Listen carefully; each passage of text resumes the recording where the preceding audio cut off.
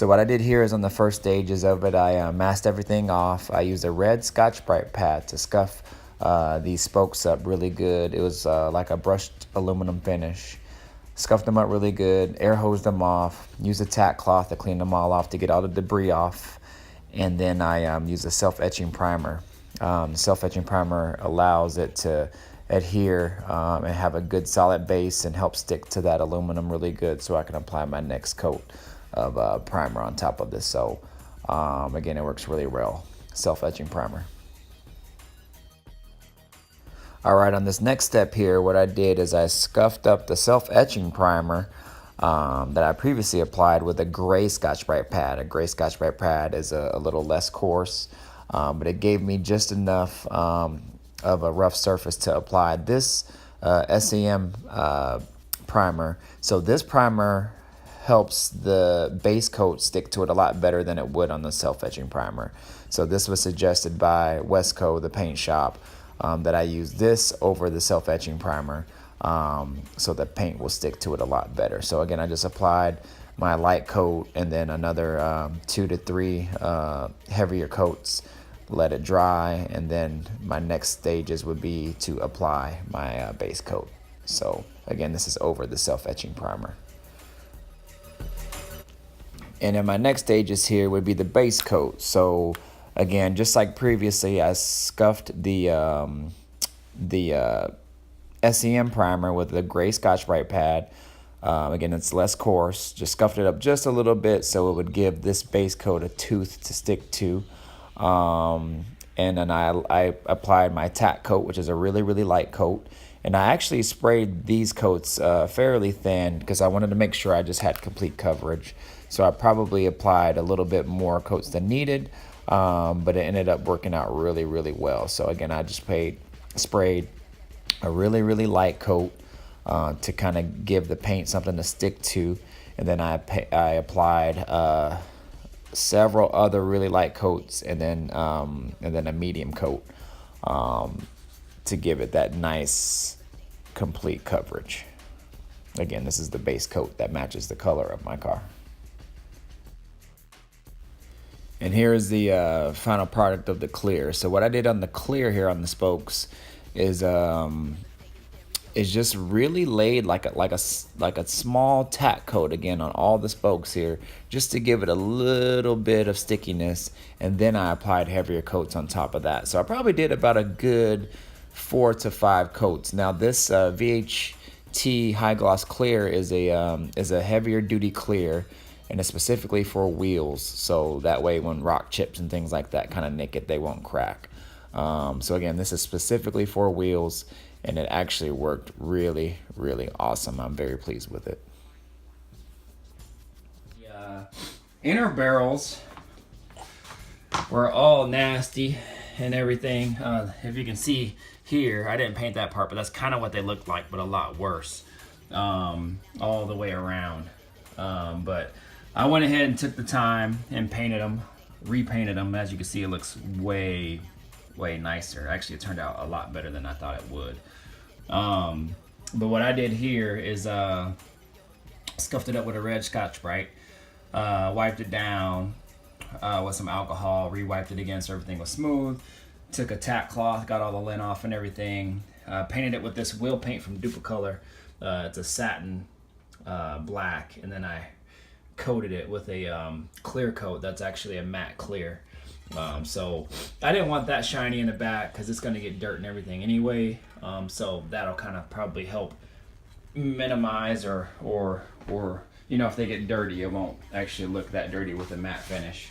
All right, y'all, just wanted to show you how I went about getting the perfect circle, or as close to perfect as I can around here when I'm applying what I call a lipstick job, painting around these edges. So as you can see, the reason why I'm doing it is because there's a lot of curb rash here on these used rims that I got.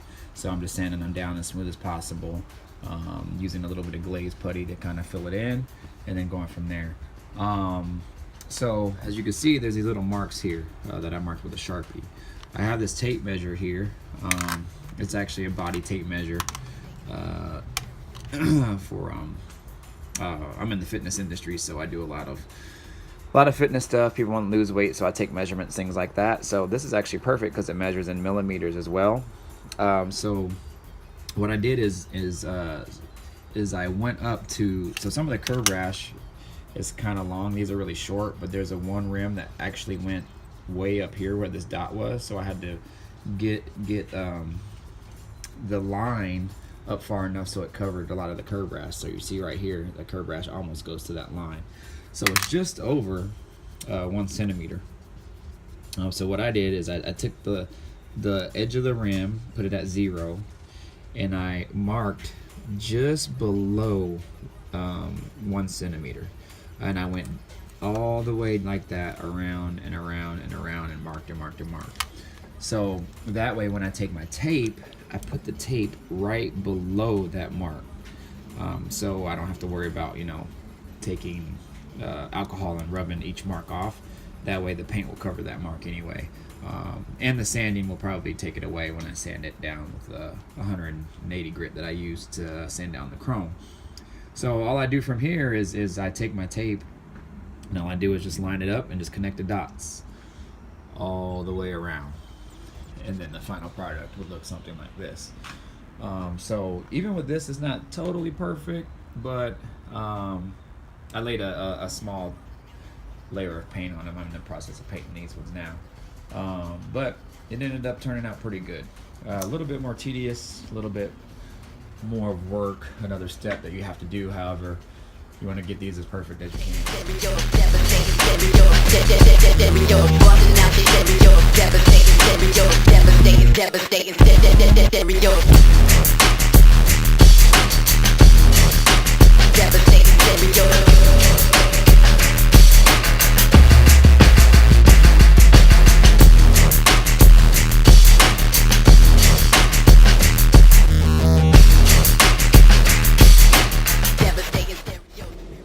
So here's after I have sanded the lip down with 180 grit. Got it all scuffed up, so again it has that, instead of that chrome finish, it looks more like a dull chrome or nickel plated look, and that's what you want. Again, like I said, I measured. If you can see the dots there, I put the tape right below the dots there, so when I primer and paint over it, it covers that up, and I don't have to worry about using alcohol or something to get those dots out after it's painted. And then I applied that spot putty. You can just get that at over Eiley's or whatever. It's called spot and glazing putty, or glazing and spot putty, something like that. It's actually right there. Comes in a black and red and white tube. And so what I did is I laid a layer over it, and it actually kind of hardens fairly quickly. I laid a layer over it with a what do they call those things? This plastic putty. I don't know what it's called.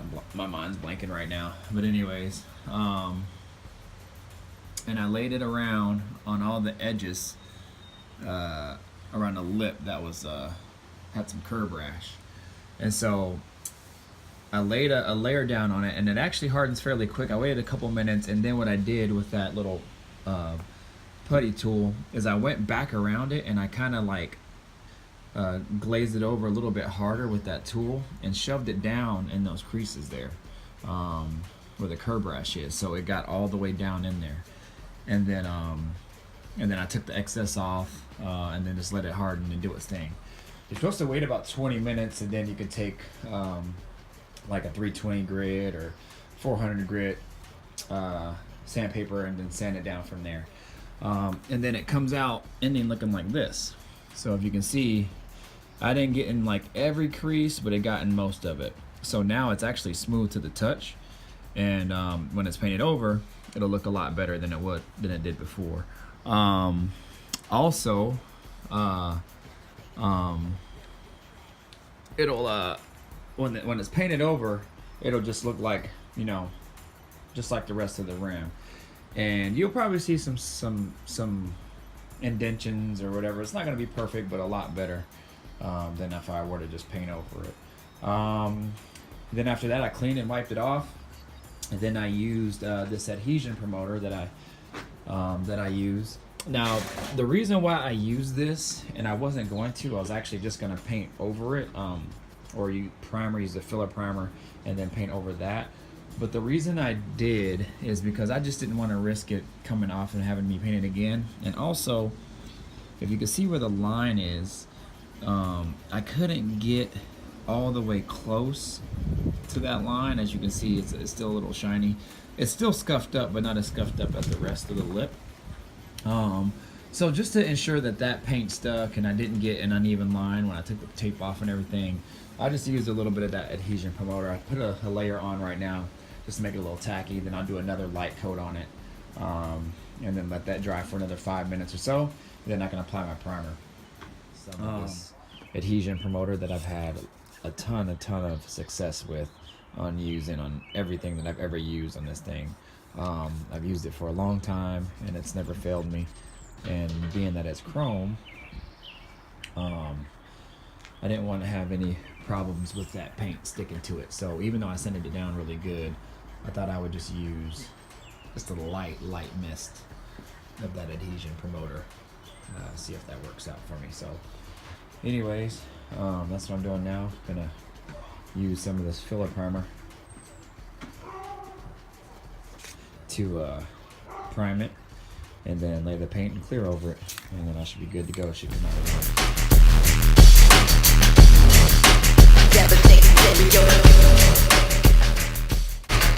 Alright y'all, next step here is primer. So what I did is I used some filler primer that was stolen brand, just out of a little aerosol can. So again, as you saw from my previous step, I sanded everything down. I used a little bit of a spot putty to fill in some of the cracks here. It's still not great. You can still see some evidence of road rash and stuff like that, but it's a lot better than what it was before. Hopefully when I lay the paint down and clear it, it'll be a little bit covered, a little bit more, but you know, it's probably going to show some. But again, I'm not really looking for show, but just something really nice, presentable. And like I said, I'm going to be driving this car on the road, so primer came out good. I just got done stuffing it and blowing it out with the air gun, and I'm going to wipe it down and then spray my custom paint that I had made here. Let me show you guys. So here. So again, I went to Westco and they were able to match the paint on my car and put this little color in an aerosol can together here for me. So that final product all polished and everything. I polished the whole rim, the chrome, the black paint that needs to be polished. Obviously I didn't polish the movie paint stuff, so it's just the paint. Yeah, this is it. This is direct sunlight. Turned out great, y'all. I mean, zoom in. You can see chrome shining, the metallic in the paint. I'm happy with it, y'all. Custom work. Took my time, did it right. But I mean, look at the reflection, the spokes and the chrome. These are used builds, y'all, and I just took the time to get it right, line it up, paint it right and everything. Devastating stereo tracks.